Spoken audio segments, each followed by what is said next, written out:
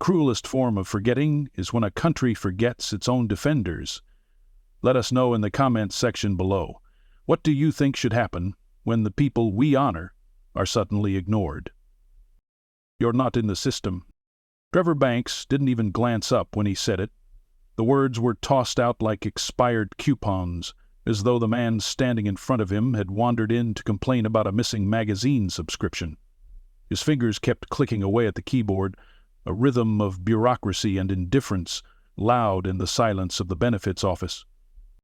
Elon Olson stood still, one hand resting on the rim of his cane, the other holding a manila folder with neatly organized service records, medical history, and a letter of commendation from 1972, the year he pulled 3 Marines out of a fire-swept hut in Quezon. His posture was upright, despite the tremor in his left leg, the one the VA hospital had written off as age deterioration. He wasn't there to argue about that today. He was there because his pension had inexplicably stopped 3 months ago, and no letter, phone call, or email had managed to get a response. "I was in the system for 30 years, Elon said, his voice low, weathered, but firm. "Now you're saying I disappeared?" Trevor finally looked up, and Elon could tell from his expression that this wasn't going to go anywhere good. The young man had the hollow eyes of someone who had never known consequences. Probably 30 years old, maybe younger, with a thin mustache that tried too hard and a lanyard that bore more authority than he knew how to use. "Well, I mean, you're here, right? That's something," Trevor shrugged. "But, yeah, I'm not seeing any active file. Could be a data purge, could be a misclassification, could be, I don't know, clerical error. Happens sometimes with the older claims." Evil's fingers tightened around the folder. "You lost my life on a spreadsheet?" Trevor blinked, leaned back, and gave a short laugh like he was trying to keep things light. "Hey, don't shoot the messenger, man. I'm just telling you what I see." Elon didn't reply. He looked down at the counter, then back at Trevor, who had already begun turning his attention back to the screen. There were 6 people in line behind him. A tired mother holding a crying toddler, a man in a denim jacket who looked like he hadn't eaten in 2 days, an elderly couple whispering to each other as though afraid to be overheard. Elon had been in that line for 2 hours. He had taken 2 buses across town, and now he was being told, again, that what he did, what he gave, what he lost, was just a ghost entry in some broken federal archive. He laid the folder down gently on the counter. "In this file," he said, "you'll find my DD-2014, 2 discharge certificates, copies of my citations, a statement from my unit commander, and medical documentation from a VA-certified trauma surgeon. That's 34 years of service and aftermath. You want to look at that again before I disappear?" Trevor let out a long sigh, like Elon had just handed him a jigsaw puzzle with half the pieces missing. He opened the folder reluctantly and skimmed the top sheet. "Case for me, ha! I mean, this all looks legit, but I can't process anything without an active file." "Then activate it." Trevor didn't like that tone. Elon could see the mask of passive authority drop just a little. He pressed a few more keys on the computer, half-heartedly. "You could file an appeal. There's a formal process." Elon nodded once. "I've filed 3, no responses. I mailed hard copies. I sent an email to the regional office. I even called the liaison at the Naval Records Center. Nothing." "Then there's really nothing I can do?" Trevor said, with a finality that made Elon's chest hollow out. For a moment, Elon stood there in silence. Not defeated, but calculating. There had been a time when silence kept you alive, when patience was the only thing standing between you and a shallow grave in a country nobody back home wanted to hear about. But this wasn't Quezon. This was Detroit. This was supposed to be home. Then a voice behind him cut through the tension. "Hey, let him speak," a woman said. She was young, early 20s, probably college age, standing off to the side with a phone held discreetly in one hand. "He's a veteran. You don't treat people like that." Trevor looked up again, this time annoyed. "Ma'am, I need you to step aside." "No," she said. "I need you to treat him like he matters." Elon turned, surprised. He didn't know her. She wasn't military. But she was filming, and judging by the quiet rustle and shifting of the line behind him, others were watching too. Trevor's mouth tightened. "Sir, I'm going to have to ask you to step aside. You're holding up the line." Elon leaned in slightly, locking eyes with the clerk. "I held a man's chest together with my bare hands while we waited for a chopper that never came. I spent 3 months in a hole with dysentery and rats the size of kittens. I've got metal in my hip and shrapnel in my spine, and I earned this pension with everything that came after. I'm not stepping aside." A pause. Trevor said nothing. His hands hovered over the keyboard, his face flushed red, then pale. Elon stepped back, picked up his folder. The girl caught his eye, still filming. Elon gave her a small nod, then turned and walked out the door. No shouting, no rage, just the slow, deliberate exit of a man who refused to vanish. He didn't know yet that the phone in her hand was already sending the footage to the world, or that someone important would watch it in disbelief before the sun went down. But something had shifted, and the line behind him, it didn't move for a long time. Elon Olson sat on the plastic bench at the bus stop, the folder resting across his knees like a sacred relic. The late afternoon sun painted long shadows over the sidewalk, but his eyes weren't on the light. They were staring into something far older than memory, the kind of stillness that only men who've seen firestorms can know. The shaking in his left hand had started again, but he didn't try to hide it. A city bus roared past without stopping. "Wrong route!" Elon didn't even flinch. Behind him, traffic groaned and horns blared, the usual Detroit chorus. None of it reached him. He was still hearing something else. Not the dismissal at the benefits office. No, that was just the newest insult in a long string. What he heard now was the faint ripple of a radio transmission crackling over decades. 3-2 Charlie, sit rep. Repeat, 3-2 Charlie, what's your status? It was always a bad sign when the radio got quiet. He blinked, exhaled, and reached into the folder again. Not for the papers this time, but for the photo. A small, worn Polaroid barely holding together at the corners. 6 young men in muddy fatigues, standing in front of a burnt-out tank. One of them, the one in the center, was younger Elon. No mustache yet, no limp. Just his arm slung around another medic named Ruiz. Both smiling, both unaware that in 48 hours only one of them would walk away from the ambush at Hill 81081. He had held Ruiz's hand while the kid coughed blood and whispered half-sentences to his mother. Elon had tried everything: pressure, gauze, morphine, prayers. The chopper didn't make it in time. Sometimes, when it got quiet in his apartment, Elon still whispered back to him, "I didn't let go, brother. I didn't."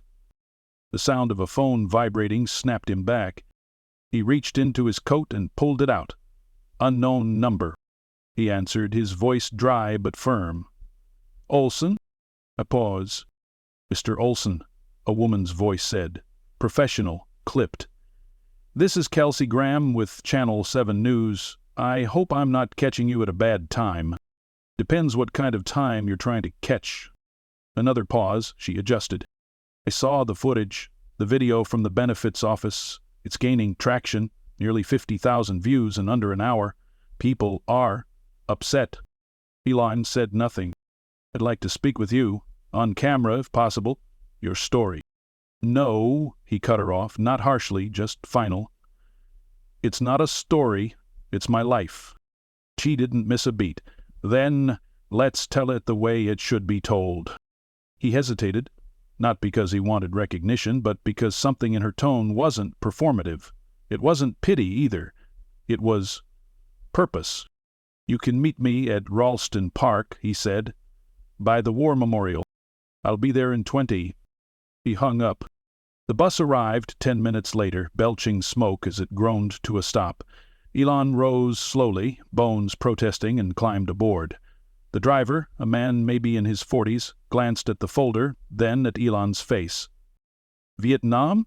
the driver asked quietly. Elon nodded once. "My old man was a corpsman in Nam, never talked about it, just Carried it. Elon gave a faint smile. That's all we ever did. The driver nodded and waved the fare away. Ralston Park sat in the middle of a weary neighborhood. Cracked sidewalks, leaning lampposts, benches worn to the bone. But at the center of the park stood the memorial, black granite, polished, with names etched so deep the sun couldn't wash them out. Elon walked up to it slowly, fingers trailing the cool stone like reading braille. He didn't need to see the letters. He knew exactly where Ruiz's name was. 3rd row from the bottom, 4th column in. He stood there until he heard footsteps behind him. "Mr. Olson?" the voice asked softly. Kelsey Graham was younger than he'd expected. Late 20s maybe, but her eyes weren't new. Not naive, she had that journalist's sharpness, like she saw everything and waited before speaking. Elon turned. "You're early. Didn't want to miss you." She held a camera in one hand, mic in the other. "Do you mind if I record?" He gave a slow nod. "You can record, but don't twist it." "I don't need to," she said. "The truth doesn't need dressing." He respected that. They sat together on the bench nearest the memorial. She hit the button. The red light blinked. Elon stared straight ahead. "My name is Elon Olson," he began. "I served with the United States Navy as a corpsman in Vietnam from 1967 to 1972. I was attached to 3rd Battalion, 26th Marines. I saw Hill 881. I saw Khe Sanh. I've lived through hell and crawled out with less than what I went in with." He glanced at the camera, then away. "I came home to a country that tried to forget me.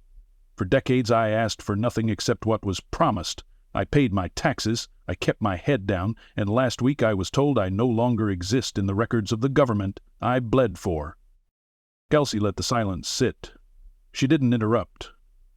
Elon liked her more for that. "Today," he said, "I was humiliated. Not because I wanted pity, but because a young man behind a desk thought a clipboard gave him the power to erase me." Another silence. "I didn't fight to be honored, but I didn't fight to be forgotten either." Kelsey leaned in slightly. "What would you say to the people watching this now?" Elon turned back to the camera, slow and steady. "Ask yourself who you become when you forget your old warriors, and then ask yourself who'll remember you when the time comes." The camera stopped blinking. Elson looked at him with something in her eyes he hadn't seen in a long time. Respect, real, earned, bone-deep respect. Then her phone buzzed. She glanced down and froze. "Something wrong?" Elon asked. She swallowed. "It's gone viral, 10,000 shares. But that's not it." She held up her phone. The White House just issued a response. Inside the West Wing, the usual rhythm of controlled chaos had fractured.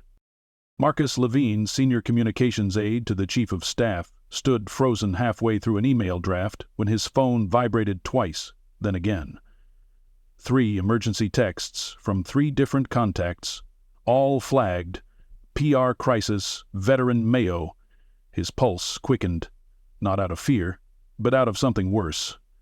Anticipation. He tapped the link. The video started mid-sentence, shaky but clear. An old man, dignified, composed, was speaking to a camera with a war memorial behind him. The caption below read, "Vietnam veteran denied pension. Listen to what he says next." Marcus hit play, and for a moment the hallway noise disappeared. "My name is Elon Olson." He watched the whole clip, unmoving. The emotion wasn't performative. It didn't need to be. There was something about the way Elon spoke. Calm, steady, eyes that had seen too much and still chose to stand in the light, that made the words hit harder than any press release ever could. And by the time Elon asked, "Who'll remember you when the time comes?" Marcus already knew the damage was done, and that it needed to be repaired now. He didn't wait for authorization. He was already dialing the Office of Veterans Affairs. "Jessica, it's Marcus. You've seen the clip?" A pause. Yes, I just got off a call with legal. Get me everything you have on Elon Olson. Service records, benefits status, everything. I want it verified. And if you find a clerical error, I want the name of the person who filed it. Jessica hesitated. You're assuming it was an error. No, Marcus said sharply. I'm assuming a man who carried Marines through fire didn't imagine his entire service history. Understood. He hung up.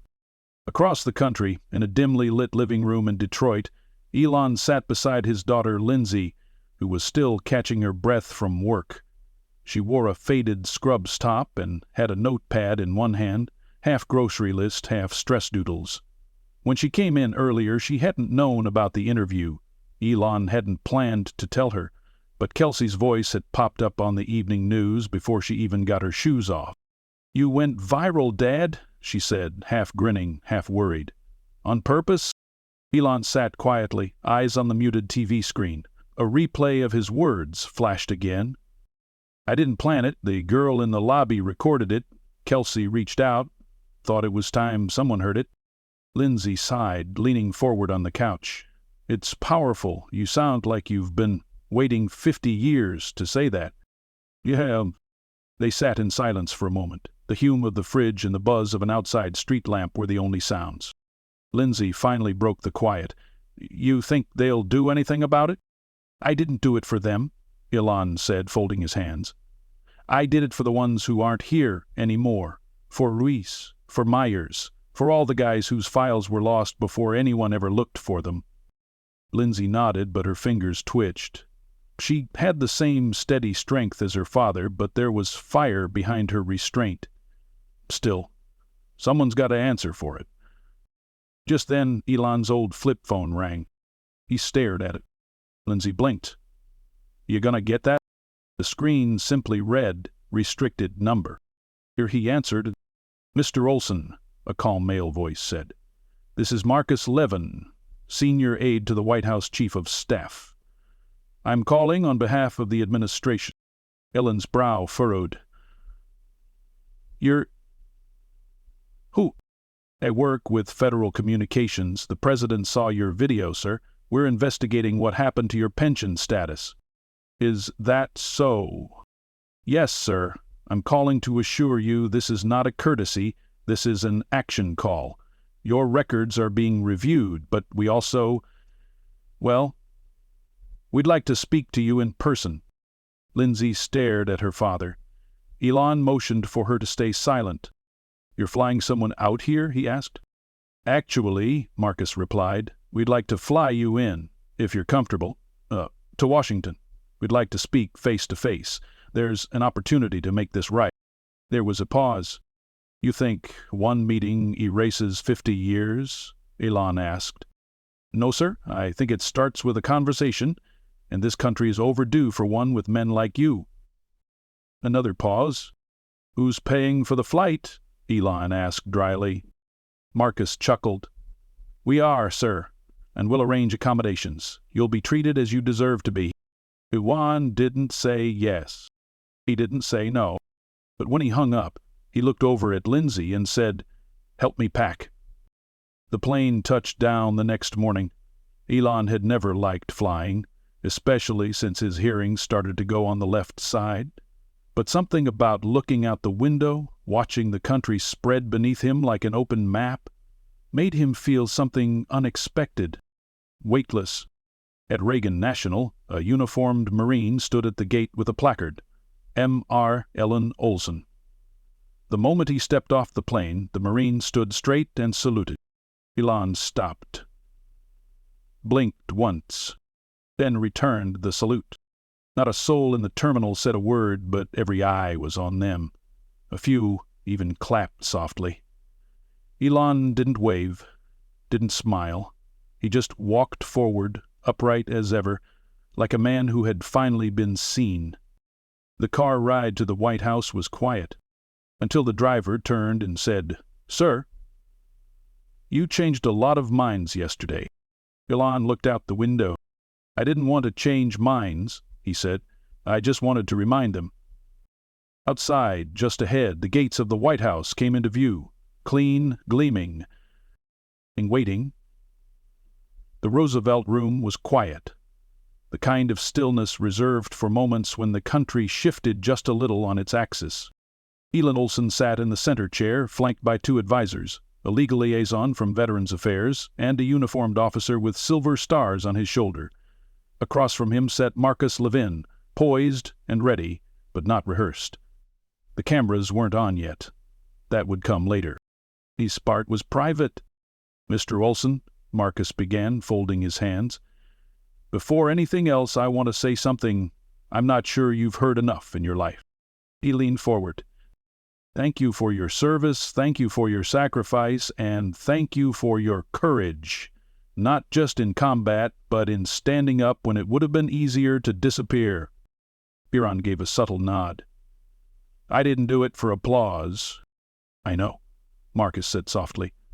"That's exactly why you're here." The admiral beside him cleared his throat. "Mr. Olson, we've completed a full audit of your military record. What we found was not just service, it was exemplary heroism, the kind that rarely makes it past the battlefield into public record." He reached into a leather case and withdrew a folder. "You were nominated for the Navy Cross in 1972. The paperwork was filed but never followed through, lost, buried, overshadowed by the bureaucracy of a war winding down and a country eager to forget." He slid the folder across the table. Elon didn't reach for it, he just looked the admiral in the eye. "I didn't need a medal to know what I did. And yet," the admiral continued, "it's about time you got it." There was a silence that hung like gravity. Marcus stood and gestured toward a door on the side of the room. "If you'll allow us, we'd like to do this properly." Elon's eyes narrowed, then softened. "You brought a flag, didn't you?"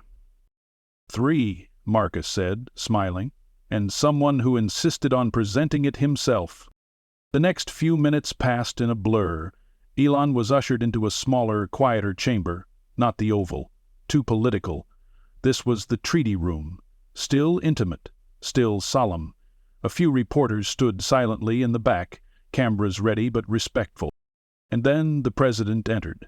No grand fanfare, just a nod to the man in the center of the room, like one soldier acknowledging another.